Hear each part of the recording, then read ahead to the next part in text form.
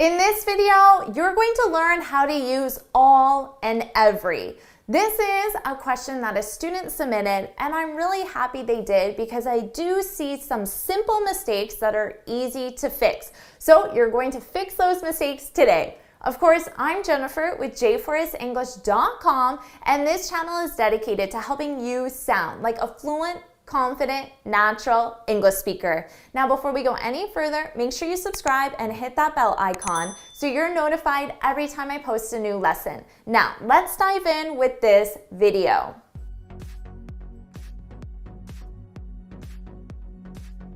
In this video, you're going to learn how to use all and every. Now, both of these are used with people and things. They both have the same meaning. The difference is the grammar. So we need to look at the sentence structure. The important thing to keep in mind is that we use all plus a plural noun or an uncountable noun, and we use every with a singular noun. This is a mistake I see from even my advanced students, but it's a very easy mistake to fix. So make sure you write this down, really important. Now, this is a question that a student submitted. Now, I can say, I try to reply to all questions. All questions. Questions, of course, is a plural noun. Because of that, my choice is all. Now, I could also say, I try to reply to every question. Now, every needs a singular noun, so I just take off the S, every question. Both of these have the exact same meaning. There's no difference between them, and it really doesn't matter which one you use. I'm sure I use both just interchangeably. I would say that all puts more focus on a group, seeing the questions as one group, and then every puts more focus on the individual questions, but then within a group. So there's a subtle difference of what you're focusing on, but honestly, that's such a small difference. I'd say that these are just used interchangeably. But remember, we also use all with an uncountable noun. So let's take an uncountable noun that I see a lot of mistakes with, and that's the noun advice. Advice is uncountable. You can't put an S on it. Now, in that case, I need to use all, even though advice doesn't have an S because it's uncountable. So I could say, thanks for all the advice. Thanks for all the advice, okay? But there's a way that we can take our noun advice and make sure that someone understands that we're talking about one. And we do that by adding piece of before advice. Piece of advice. That's how a native speaker specifies that it's one.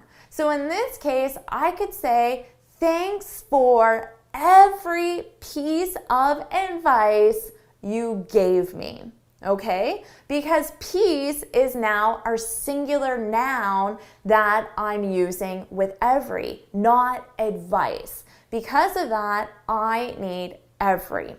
So make sure you pay attention to uncountable nouns. Those might be just a little trickier.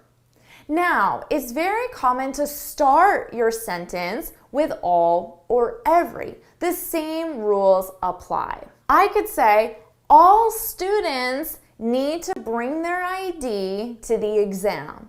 All students. Plural, of course, plural noun with all. And that would become, every student needs to bring their ID to the exam. Now, notice what also changes here.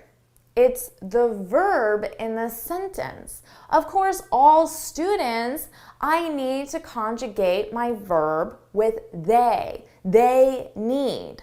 But with every student, I'm conjugating it as third person singular, either he or she. He needs. she needs. So don't forget, when all or every come at the beginning of the sentence, that your verb also has to match your noun. So now you have everything you need to fix this common mistake that I see. I hope that answered your question for you.